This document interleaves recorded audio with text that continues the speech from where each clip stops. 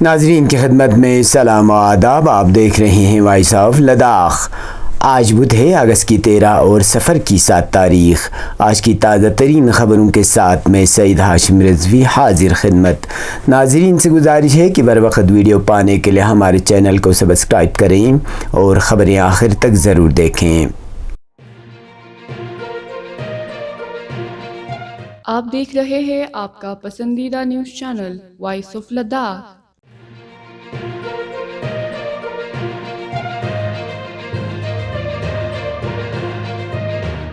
78ویں یوم آزادی کی مناسبت پر آج کھری سلطان چو سپورٹس اسٹیڈیم کرگل میں فل ڈریس ریہرسل کا اہتمام کیا گیا، جس میں ایڈیشنل ڈپٹی کمشنر کرگل نے قومی پرچم کشائی کی اور پریڈ سے سلامی لی. پریڈ میں Ladakh police, NCC band party کے علاوہ سرکاری و غیر سرکاری اسکولوں کے چاق و چوبند دستوں نے حصہ لیا. اسی طرح پولو گراؤنڈ لیہ میں منعقدہ فل ڈریس ریہرسل میں ڈپٹی کمشنر لیہ سنتوش سکھا دیوے نے قومی جھنڈا لہرا کر مارچ پاس میں سلامی لی. پریڈ میں CRPF، ITBP، CISF، Ladakh police کی مرد و خواتین گروپ، IRP، NCC لیہ اور کرگل کے علاوہ سرکاری و غیر سرکاری اسکولوں کے دستوں نے حصہ لیا. ریہرسل کے دوران کلچرل اکیڈمی دراس اور لیہ کے روایتی رقص کا بھی مظاہرہ کیا گیا.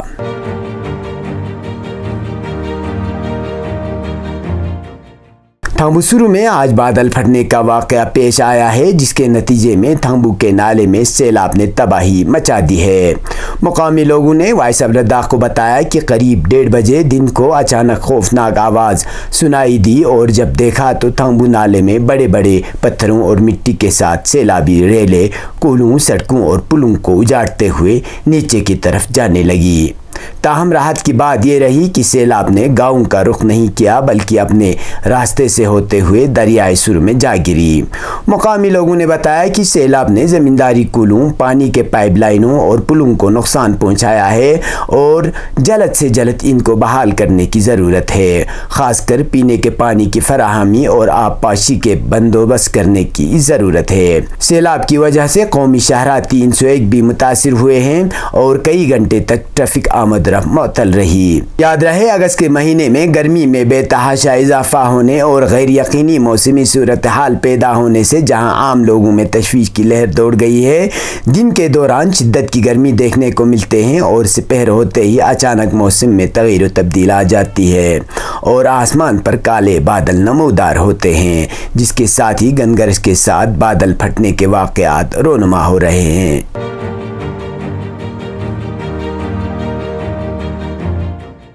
محکمہ سیاحت اور youth service and sports Kargil نے آج کرگل میں ہر گھر ترنگا مہم کے تحت ترنگا ریلی کا انعقاد کیا تاکہ لوگوں کو ترنگا گھر گھر پہنچانے اور ہندوستان کی آزادی کے موقع پر لہرانے کی ترغیب دی جائے. ریلی کھری سلطان چو سپورٹس اسٹیڈیم بیامتھانگ سے شروع ہوئی اور ٹورسٹ فیسیلیٹیشن سینٹر پر اختتام پذیر ہوئی.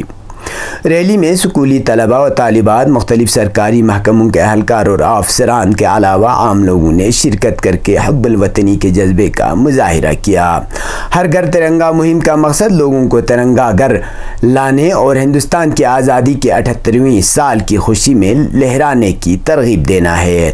ادھر لداخ پولیس کی جانب سے ہر گھر ترنگا یاترا کے حصے کے طور پر ڈسٹرکٹ پولیس لائن کرگل سے دراز کے لیے ایک بائک ریلی کا اہتمام کیا گیا، جس کو SSP کرگل شری رام آر نے جھنڈی دکھا کر روانہ کیا. اس ریلی میں کثیر تعداد میں پولیس جوانوں نے شرکت کی.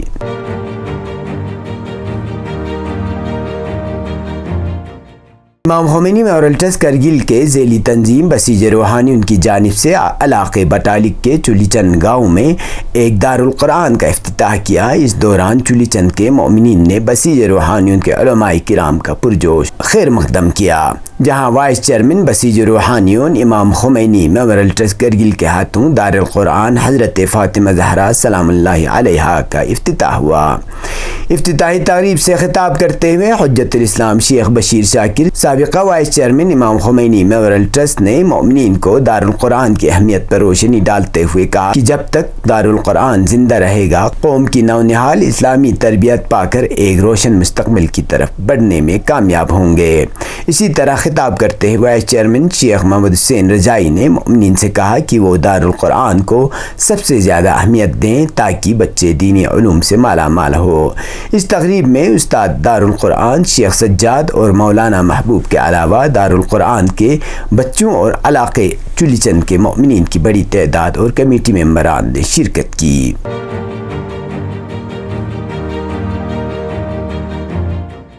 یوم آزادی کی مناسبت پر محکمہ زراعت کرگل نے میرکھن تھنگ فارم دراز سے ایگریکلچر فارم دراز تک ترنگا ریلی نکالا۔ یہ تقریب ہر گھر ترنگا مہم کے تحت منعقد کی گئی تھی تاکہ مقامی لوگوں کو یوم آزادی کے موقع پر قومی پرچم لہرانے کی ترغیب دی جائے اور کمیونٹی میں حب الوطنی کا جذبہ پیدا کیا جائے۔ ترنگا ریلی میں محکمہ زراعت کے 60 سے زائد ملازمین نے جوش و جذبے اور حب الوطنی کے ساتھ حصہ لیا۔ ترنگا ریلی کو صبح 8 بجے چیف ایگریکلچر آفیسر کرگل نے جھنڈی دکھا کر روانہ کیا۔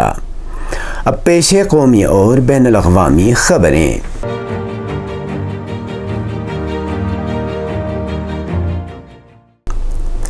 عام آدمی پارٹی 2025 کے دلی اسمبلی انتخابات کی بڑے پیمانے پر تیاری کر رہی ہے۔ اس سلسلے میں دلی کے سابق نائب وزیر اعلیٰ اور عام آدمی پارٹی کے لیڈر منیش سسودیا جیل سے باہر آنے کے بعد سرگرم ہیں۔ وہ 14 اگست کو پد یاترا نکالیں گے۔ پیر کو میڈیا سے بات چیت کے دوران منیش سسودیا نے کہا کہ مجھے نہیں لگتا کہ مشکل کی گھڑی میں کسی کا حوصلہ ٹوٹا ہے، لیکن غصہ اور عزم ہے۔ ان کا مزید کہنا تھا کہ بحران کی اس گھڑی میں کوئی ٹوٹا نہیں، کوئی بڑکا نہیں، یہ بڑی بات ہے۔ میرے خیال میں یہ حکومت ایک ایسی حکومت ہے جو بحران کے وقت بھی دلی کے عوام کے لیے سب سے زیادہ کام کر رہی ہے۔ ملک میں ایسی کوئی حکومت نہیں ہے۔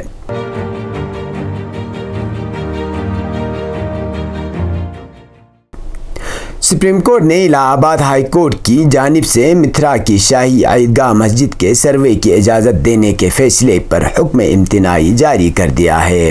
میڈیا کے مطابق سپریم کورٹ نے اپنے ایک فیصلے میں متھرا کی کرشنا جنم بھومی مندر سے متصل شاہی عیدگاہ مسجد کمپلیکس کی عدالت کی نگرانی میں سروے کی اجازت دینے والے الہ آباد ہائی کورٹ کے فیصلے پر پابندی بڑھا دی ہے۔ جسٹس سنجیو کھنہ اور جسٹس سنجے کمار کی بینچ نے 14 دسمبر 2023 کے ہائی کورٹ کے حکم پر عمل درآمد پر سپریم کورٹ کی طرف سے 16 جنوری کو لگائی گئی ممانعت کو جاری رکھنے کا حکم دیا ہے۔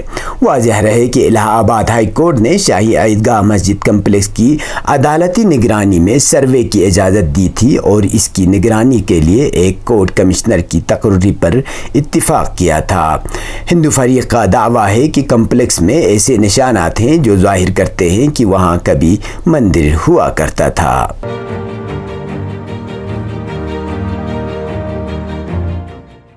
مہر خبر رساں ایجنسی نے فلسطینی ذرائع ابلاغ کے حوالے سے کہا ہے کہ حزب اللہ لبنان نے شمالی مقبوضہ فلسطین میں صہیونی فوجی تنصیبات پر میزائل حملے کیے ہیں۔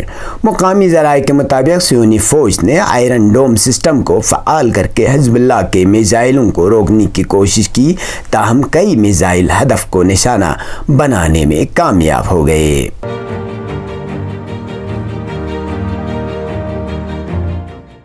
خبر رساں ایجنسی کی رپورٹ کے مطابق ایران کی طرف سے اسرائیل کو شہید اسماعیل ہنیہ پر حملے کے بدلے میں سخت سزا دینے کے اعلان کے بعد صہیونی حکام شدید تشویش کا شکار ہیں۔ امریکی اخبار وال اسٹریٹ جرنل نے کہا ہے کہ ایران استقامتی تنظیم کی طرف سے اپنے رہنماؤں پر حملے کے بعد تل ابیب کے حکام نے پہلی مرتبہ اپنی مسلح افواج کو مکمل الرٹ کر دیا ہے۔ شہید اسماعیل ہنیہ اور شہید فواد پر حملے کے بعد صہیونی حکام مسلسل میٹنگ کر رہے ہیں۔ اسرائیلی وزیر جنگ نے سخت ایام گزارنے کا اعتراف کیا ہے۔ وال اسٹریٹ جرنل نے اسرائیل کے ذرائع کے حوالے سے کہا ہے کہ اسرائیلی حکام ایران کے حملے کے وقت کے بارے میں کچھ نہیں جانتے، تاہم کسی بھی ممکنہ واقعے کی صورت میں احتیاطی تدابیر اختیار کرنے میں مصروف ہیں۔